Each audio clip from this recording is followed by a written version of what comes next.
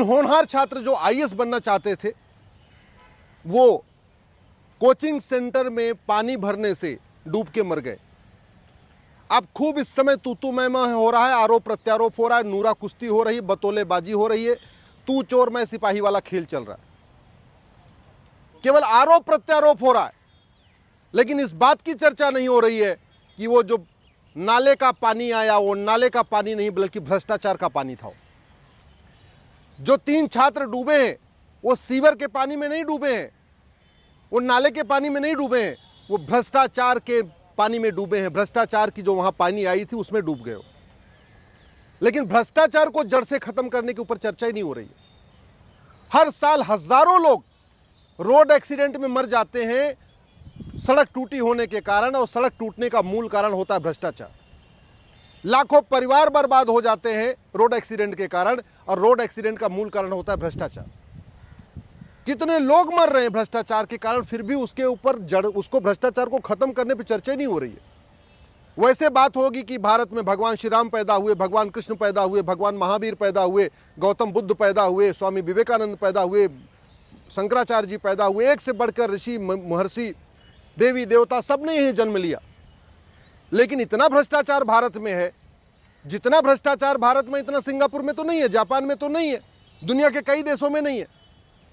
हमारे यहाँ एक्सीडेंट पे, समस्या पे चर्चा होती है, लेकिन मूल कारण स्थायी समाधान पे नहीं। जो वो 3 छात्र मरे हैं वो पानी में डूब के नहीं मरे हैं, बल्कि भ्रष्टाचार की सीवर लाइन में डूब के मरे हैं। और जब तक भ्रष्टाचार खत्म नहीं होगा तब तक कभी लोग रोड एक्सीडेंट से मरते रहेंगे, कभी नाले में डूब के मरते रहेंगे, कभी कोचिंग सेंटर में मरते रहेंगे, कभी बिल्डिंग में आग लगने से मरते रहेंगे, कभी बिल्डिंग कोलैप्स होने से मरते रहेंगे, कभी कुछ ऐसे लगातार मरते रहेंगे, परिवार बर्बाद होते रहेंगे, और फिर उस पर तू मैं होगा, आरोप प्रत्यारोप होगा। एक पॉलिटिकल पार्टी दूसरे पे आरोप लगाएगी, दूसरी तीसरे पे लगाएगी, और खेल चलता रहेगा। मैं अभी भी निवेदन कर रहा हूं, आप समस्या के मूल कारण को समझिए और अस्थायी समाधान करिए। सबसे पहले तो भ्रष्टाचारियों की 100% संपत्ति जब्त करने, उनकी नागरिकता खत्म करने, उनको आजीवन कारावास फांसी देने के लिए कानून बनाइए। चीन में कानून है आजीवन कारावास फांसी देने का, ऑस्ट्रेलिया में है, दुनिया के कई देशों में। चीन में तो कुछ दिन पहले एक कंपनी के जीएम ने एक ठेकेदार से कुछ पैसा ले लिया था, सीधे उठा के फांसी दे दिया। चीन के तो पूर्व कानून मंत्री ने कुछ पैसा ले लिया था, सीधे उठा के फांसी दे दिया।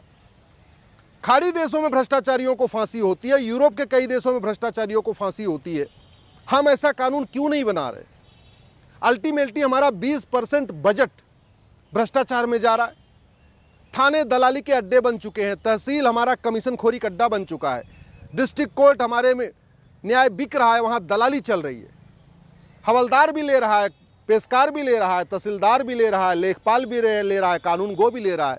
नगर निगम भ्रष्टाचार का अड्डा बन चुका है। ये जो डीडीए, जीडीए, एलडीए, पीडीए, ये जितने भर के डेवलपमेंट अथॉरिटीज हैं, भ्रष्टाचार का अड्डा बन चुका है। और जो इतने लोग मर रहे हैं उसमें ज्यादातर लोग भ्रष्टाचार के कारण मर रहे हैं। फिर भी हम 100 रुपए से बड़ी नोट बंद करने की बात नहीं करते। 100 रुपए से बड़ी नोट बंद हो जाए, 25% भ्रष्टाचार तो अपने आप खत्म हो जाएगा। आप दुनिया में उठा के देख लीजिए, जिस देश में जितनी बड़ी करेंसी होती है वहां उतना ज्यादा काला धन होता है, उतना भ्रष्टाचार होता है, उतनी घूसखोरी होती है, उतनी कमीशन खोरी होती है, उतनी कटमनी होती है, उतनी तोलाबाजी होती है। 100 रुपए से बड़ी नोट बंद करते ही 25% भ्रष्टाचार खत्म हो जाएगा। 130 करोड़ आधार बन चुका है, हर परिवार के पास आधार है। प्रॉपर्टी को आधार से लिंक करने के लिए कानून बना दिया जाए, मैं गारंटी के साथ कहता हूं 25% भ्रष्टाचार और खत्म हो जाएगा, यानी 50% भ्रष्टाचार खत्म हो जाएगा। नार्को पॉलीग्राफ ब्रेन मैपिंग कानून बना दिया जाए, कैश लेन देन की लिमिट सेट कर दिया जाए 2000 रुपए कि भैया 2000 रुपए से महंगे सामान का कोई कैश में खरीद ही नहीं पाएगा। मैं गारंटी के साथ कहता हूं 75% भ्रष्टाचार खत्म हो जाएगा, 75% भ्रष्टाचार खत्म हो जाएगा। अल्टीमेटली ये चाहे वो नगर निगम वाले हों, चाहे वो जीडीए के लोग हैं, चाहे डीडीए के लोग हैं, चाहे हुड्डा वाले हैं, चाहे जो भी भारत में अलग अलग डेवलपमेंट अथॉरिटीज हैं, वो जो पैसा लेके गलत काम करवाते हैं, पैसा लेके गलत बिल्डिंग बनाने अलाउ करते हैं या जो भी करते हैं, वो पैसा खाते थोड़ी हैं। अरे महंगे महंगे सामान खरीदते हैं, बड़े फ़ोन, महंगे फ़ोन खरीदेंगे, महंगी गाड़ी खरीदेंगे, प्लॉट खरीदेंगे, फ्लैट खरीदेंगे, फार्म हाउस खरीदेंगे, करोड़ों रुपए शादी विवाह में खर्च करते हैं। यही तो करते हैं ना। 2000 रुपए से महंगे सामान का कैश लेन देन रुक जाए तो वो पैसा खाएंगे नहीं, बैंक में रख नहीं पाएंगे क्योंकि पकड़े जाएंगे बैंक में जमा करते ही कि भैया तुम्हारी सैलरी तो 50,000 है, तुम हर साल 20 लाख रुपए बैंक में कैसे जमा करें? जमा नहीं कर सकते, खर्च भी नहीं कर सकते क्योंकि 2,000 रुपये से महंगे सामान का कैश लेन देन बंद हो चुका है।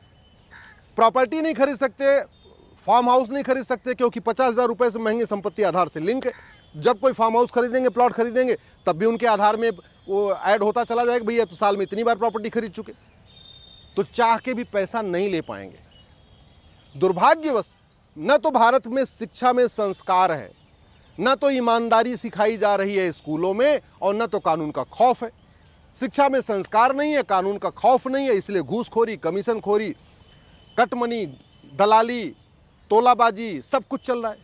शिक्षा में संस्कार नहीं है, कानून का खौफ नहीं है, इसलिए मिलावटखोरी चल रही है, कालाबाजारी चल रही है, मुनाफाखोरी चल रही है, जमाखोरी चल रही है।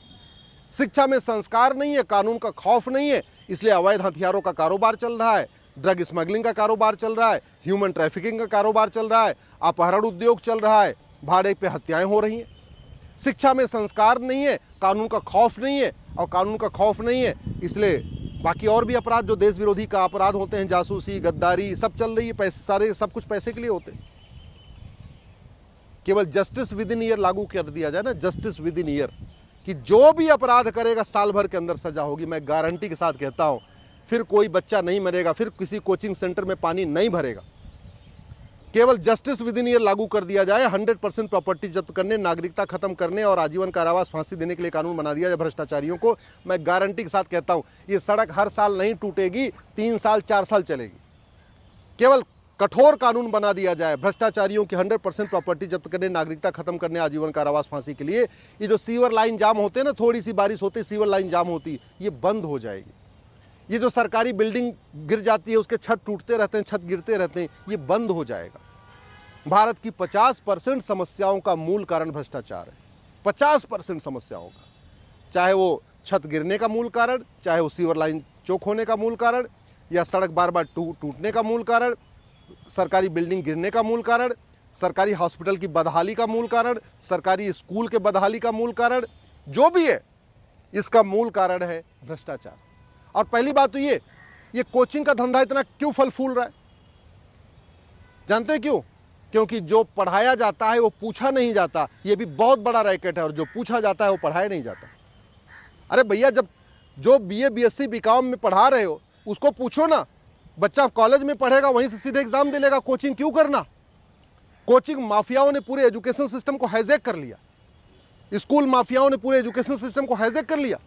5 लाख करोड़ का कोचिंग का धंधा चल रहा है, 5 लाख करोड़ का। इसलिए मैं सरकार से निवेदन कर रहा हूं, पहली बात तो ये सुनिश्चित करिए कि चाहे वो इंजीनियरिंग का एग्जाम हो, चाहे मेडिकल का एग्जाम हो, चाहे NDA हो, चाहे क्लैट हो, चाहे क्लर्क का एग्जाम हो, चाहे कलेक्टर का एग्जाम हो, वही पेपर वही पूछना चाहिए, क्वेश्चन वही आना चाहिए जो बाकायदा पढ़ाया जाता है। ये कोचिंग माफियाओं ने बाकायदा कोचिंग जो एग्ज़ाम लेने वाली संस्थाएं, उनके साथ ऐसा मिल के खेल खेल लिया है ना कि जो पढ़ाया जाता है 10वीं 12वीं में, वो इंजीनियरिंग मेडिकल में पूछा नहीं जाता, और जो पूछा जाता है वो पढ़ाया नहीं जाता। सब लोग मजबूर हो चुके हैं कोचिंग कराने के लिए। वही हालत आपके IAS में है। UPSC इस तरीके का पेपर सेट कर रहा है कि जो पढ़ाया जाता है BA BSc BCom में वो पूछा नहीं जाता, और जो पूछा जाता है वो पढ़ाया नहीं जाता। मजबूरी में कोचिंग करने के लिए लोग मजबूर हैं। ये कोचिंग माफियाओं के नेक्सस को समझना होगा। सरकार से मैं निवेदन करता हूँ, भारत में यूनिफॉर्म एजुकेशन सिस्टम लागू करिए।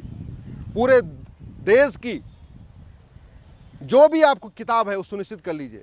यूनिवर्सिटी का सिलेबस कॉमन होना चाहिए, स्कूल का सिलेबस कॉमन होना चाहिए, हायर सेकेंडरी का सिलेबस कॉमन होना चाहिए, सेकेंडरी का सिलेबस कॉमन होना चाहिए, ग्रेजुएशन का सिलेबस कॉमन होना चाहिए, और एग्ज़ाम में वही पूछना चाहिए जो पढ़ाया जाता है, और वही जो पढ़ाया जाता है वही पूछा जाए, जो पूछा जाता है वही पढ़ाया जाए। ये खेल बंद किया जाए, नहीं तो परिवार भी परेशान है, आर्थिक रूप से परेशान है, मानसिक रूप से परेशान है, शारीरिक रूप से परेशान है, और माफियाओं का खेल अपना निरंतर जारी है।